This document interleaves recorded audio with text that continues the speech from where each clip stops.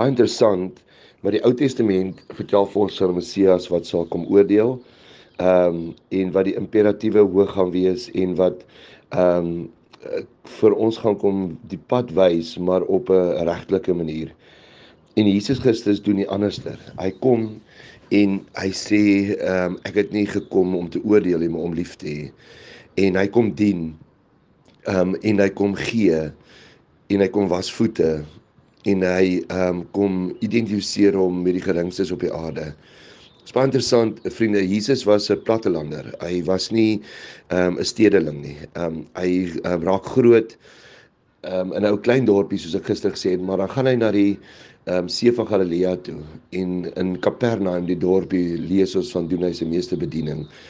En baie interessant, die ander rabbies het hulle volgelinge het na hulle toe gekom. Hulle het aansoek kom doen of hulle deel van hulle kan wees. Jesus gaan uit en hy soek sy volgelinge met die hand uit. Maar hy gaan soek hulle uit onder die ambagsmanne, onder die vissermanne.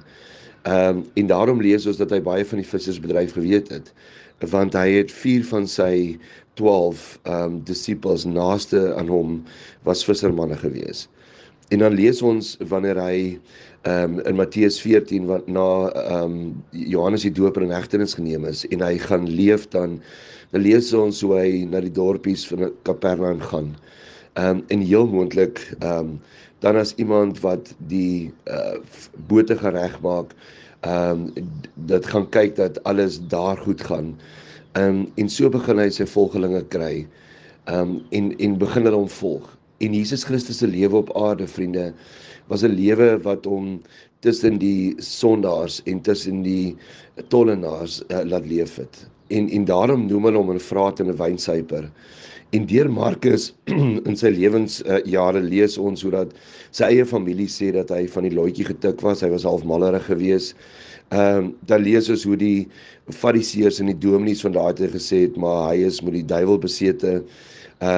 Sy eie dorp, Nasaret, wou hom nie aanvaar nie, hulle wou hom doodgemaak en teen die kraans afgooi.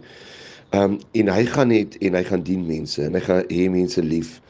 En ons gaan ook later in die week sien, maar hoekom hulle hom wou kruisig, wie wou hom doodgehaat het. Maar terwyl hy op aarde leef, identifiseer hy hom met mense, en sê hy, maar ek is 'n mens, en ek wil soos 'n mens wees. En trouwens, as hy van homself praat in Markus, en hy noem homself, dan praat hy van die seun van die mens. Vriende, is dit nie ongelooflik, dat ons vir mekaar die belydenis kan sê, wat die kerk die hele tyd gesê het, en dit is,